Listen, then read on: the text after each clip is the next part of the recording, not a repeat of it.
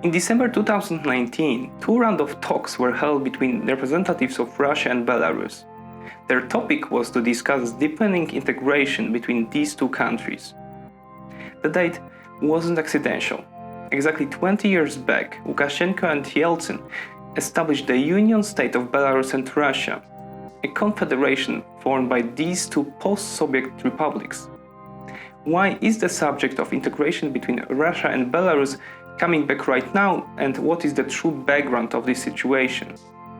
Welcome to the 20th report.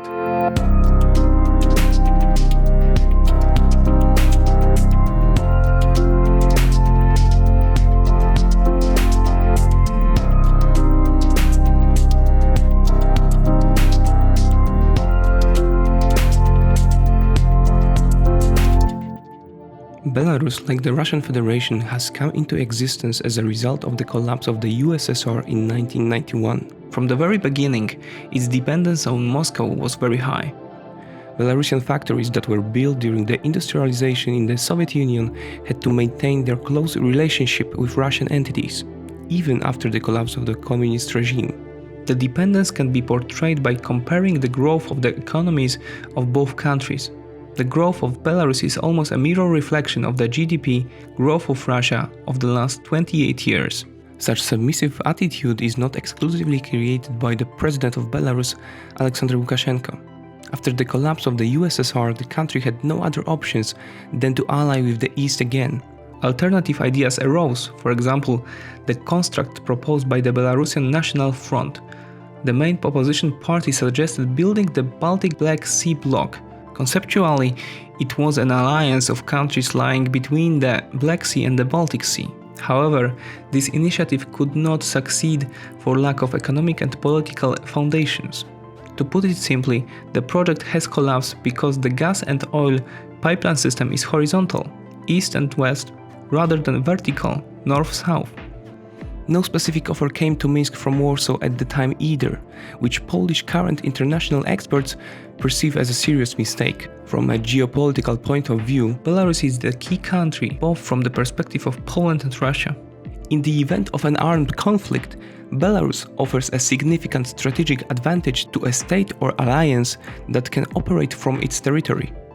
In the case of Poland or NATO, this is a direct access to the Smolensk Gate, which is the strait between Upper Daugava and the Lower Dnieper, the last natural off-road barrier on the way to Moscow. For Russia, it enables deployment of troops just 200 kilometers from Warsaw. It is not surprising then that the Kremlin wants to keep its western neighbor in its sphere of influence. The potential of both countries is incomparable, and although Russia is relatively economically weak, subsidizing Belarus is not a problem for the Kremlin. Belarus's GDP in 2018 represented only 3.4% of Russia's GDP.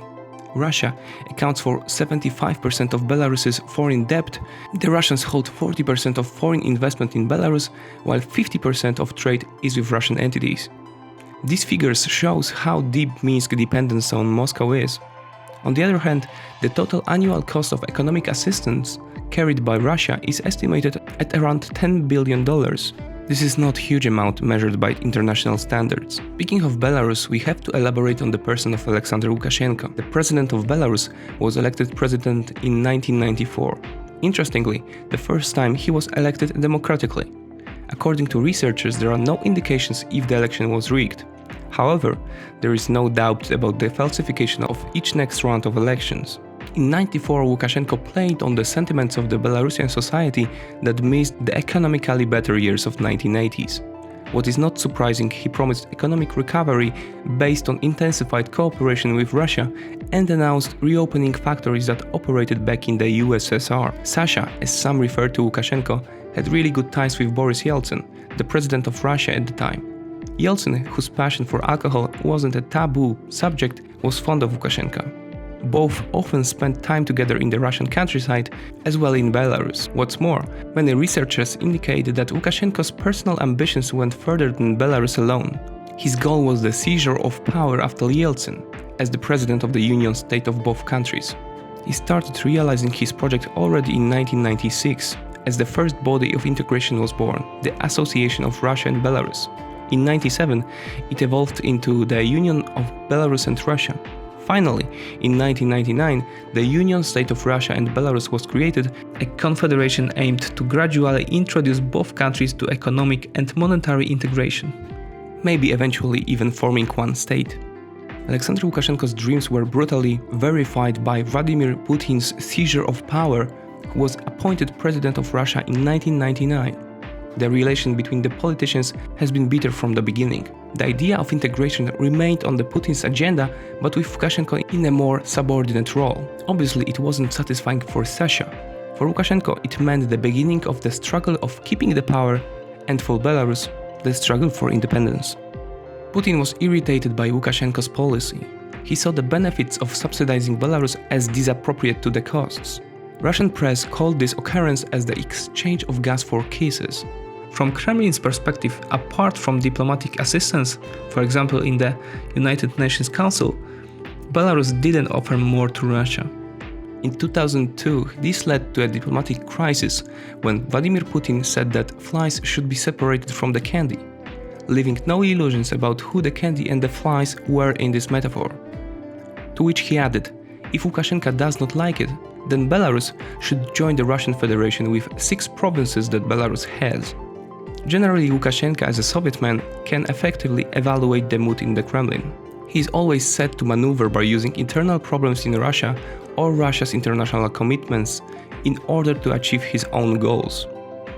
In September 2004, 334 people were killed during the assassination of a school in Beslan.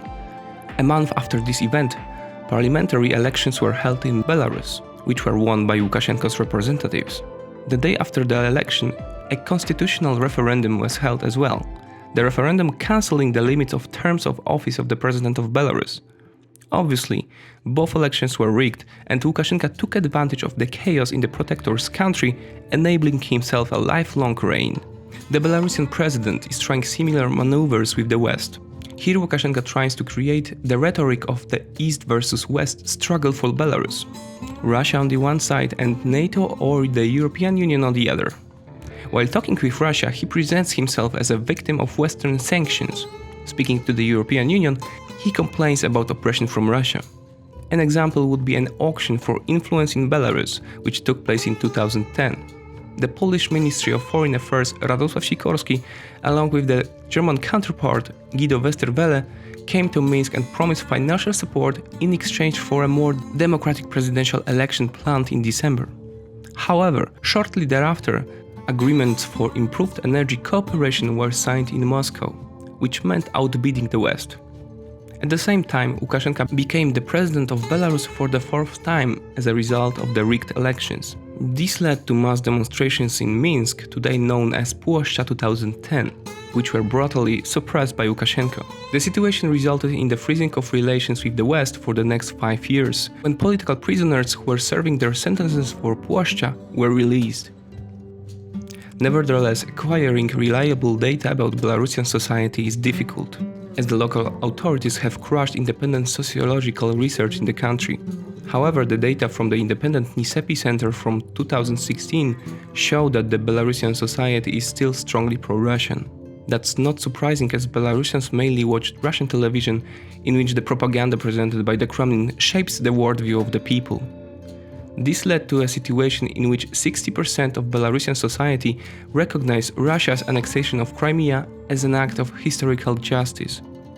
However, Belsat TV provides some alternative source of information. The station, subsidized by the Polish government, have been broadcasting in Belarus for over 12 years, and their YouTube channel Belsat News is the first Belarusian language channel that has reached over 140,000 subscriptions. It would seem that Belarus, as Russia's closest ally, should unconditionally support the Kremlin in key international issues. However, when we look at the subject of Russia's annexation of Crimea, we will see that Belarus not only failed to support the Russian Federation on this subject, but also has not recognized the annexation of Crimea until today. Lukashenko did not establish close relations with the leaders of the Lugansk and Donetsk Eastern republics. On the other hand, he maintained good relations with Kiev. At the same time, he portrayed himself as the leader of the region who seeks to bring peace. This is a paradox of the situation, as we are talking about the closest official ally of the aggressor country. Nevertheless, Belarus presents itself as a country striving for neutrality, as it's written in the Belarusian constitution. Lukashenko built the narrative of being a broker who is always ready to mediate on the fact that he hosted the talks Minsk I and Minsk II, in which efforts were made to regulate the Russian-Ukrainian conflict. However, there are big doubts whether he was actually a mediator or only the host. Still, Belarus tries to play its own game in the region as much as possible. Lukashenko's behavior towards the Crimean conflict was a slap in the face for Russia. In 2018, Russia decided to bring the topic of the integration again to the agenda. The Kremlin started implementing a new tactic in relation to Belarus, which aims to refresh the status of the Union state of Belarus and Russia. Until then, the Union had been quite a virtual creation. No foundation had been prepared, and that could be the constitutional act of the Union state, a common legal system, a single central bank, single currency, etc. Russian Prime Minister Medvedev on December 13, 2018, in Brest, Belarus, directly returned to the idea of integration, saying that either Belarus will start to integrate more and the level of support will continue, or the level of subsidies will be rationalized, which means cut off. That is why for over a year we have been observing a game in which Lukashenko cannot firmly undermine the concept of integration. Firstly, because his signature appears on the 1999 document, and secondly, he never publicly denied the idea of integration with Russia. At present, Russia's pressure seems to be moving towards gradually introducing all the elements of the common state mentioned above. If Belarus does not want to comply, Russia will raise energy prices for Belarus, which would be deadly for the country's economy in the long run. In December 2019, 20 years after the establishment of the Union state of Belarus and Russia, talks were held to determine the first steps to strengthen the integration. Dmitry Medvedev announced that Russia would suspend the economic privileges of Belarus until the full implementation of the so-called 30 integration roadmaps, which he claimed had already been agreed. The Prime Minister of the Russian Federation also suggested that the discussion on the 31st roadmap would include the creation of a single currency and shared institutions. Such postulates pose a direct threat to Belarus's independence. However, Lukashenko is an experienced player in the negotiations with the Kremlin. He realizes that Russia must accept Belarus's voluntary accession to the Union. The destabilization of Belarus is not good for anyone.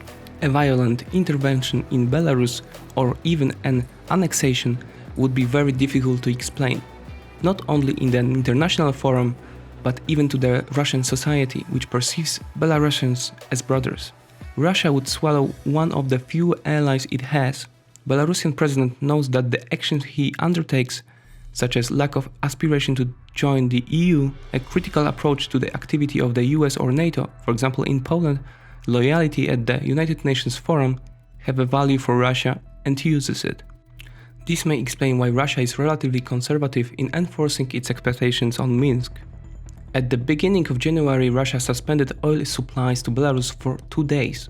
This would indicate a failure of the last round of integration talks and a warning signal being sent by Moscow, which is counting on greater concessions from Minsk. For Lukashenko, however, this seemed to be the motivation to increase the search for alternative energy sources. We sent out appropriate trade offers. All managers of our plants, the Belarusian oil company, are in talks.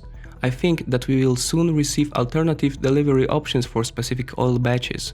Possible alternative sources are Ukraine, Poland, the Baltic states, Kazakhstan and Azerbaijan, Deputy Prime Minister of Belarus Dmitry Kryuty said in the interview with the Bialta agency.